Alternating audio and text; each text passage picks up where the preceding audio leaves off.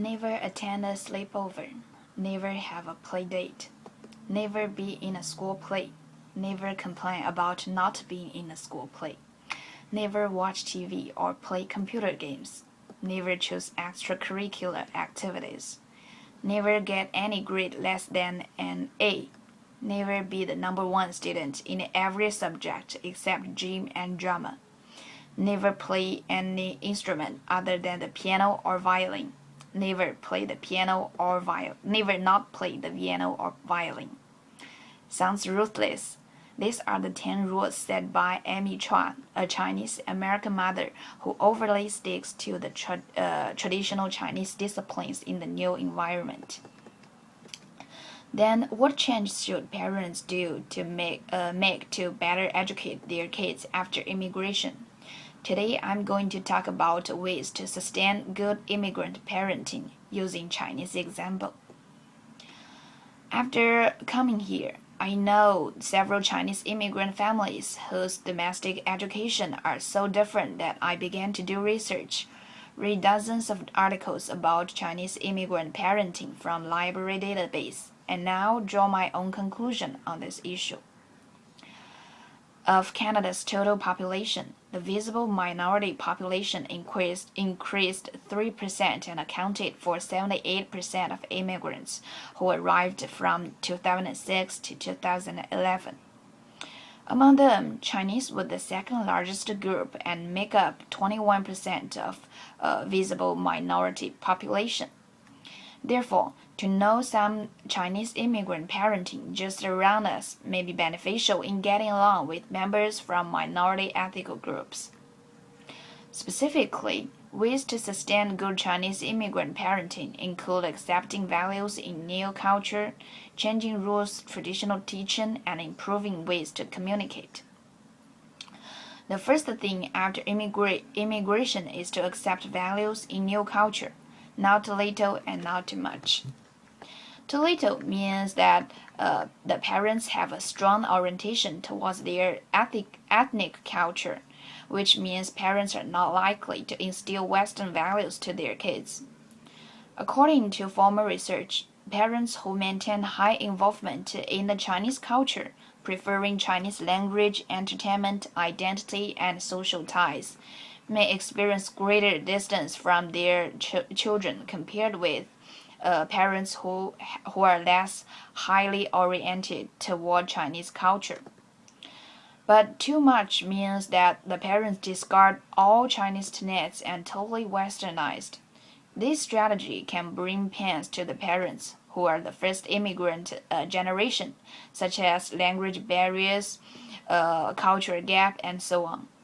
In addition, it will hurt self-identity and ethnic pride, which is very important in children's growth. Second, after dealing with cultural value, parents should get ready to change rules of traditional teaching. On the one hand, some outdated stereotypes are supposed to be abandoned. For example, over-controlling produces more conflicts between parents and children, leading to a bad relationship between two generations. Also, hierarchical parental rule may hurt children's courage and creativity, which are the elements Chinese lack most. On the other hand, some new view towards family education should be established.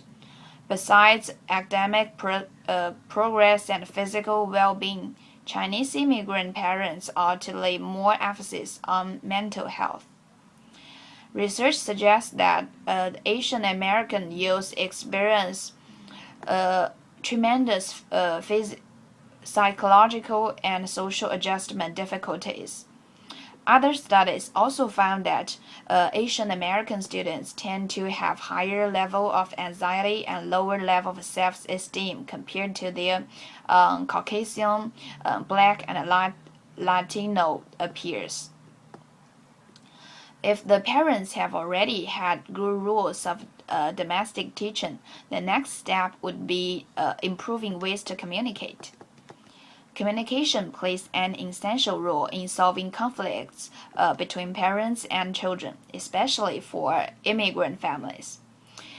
People have made an experiment that they divide Chinese immigrant students into two groups, one with distress symptoms such as higher levels of sadness, anxiety, or self-consciousness, another without these symptoms.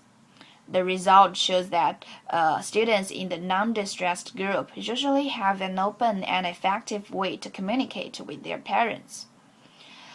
What's more, communication can also strengthen relationships between parents and kids. This is showed in the experiment before that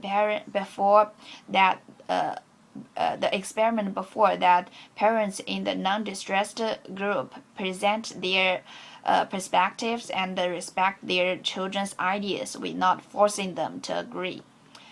As a result, children felt comfortable sharing their thoughts and feelings, and the relationship is even better after immigration.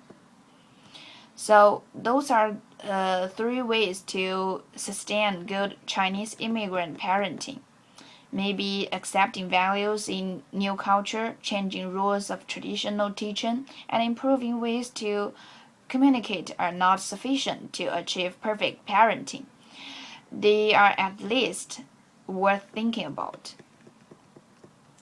Overall, it is better for Chinese immigrant parents to adapt general principles of Chinese parenting, such as importance of respect, education, and self-cultivation into the new culture context.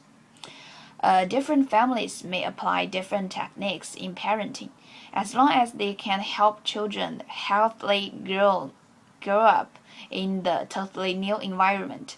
Such techniques are good ways to sustain good immigrant parenting. Thank you.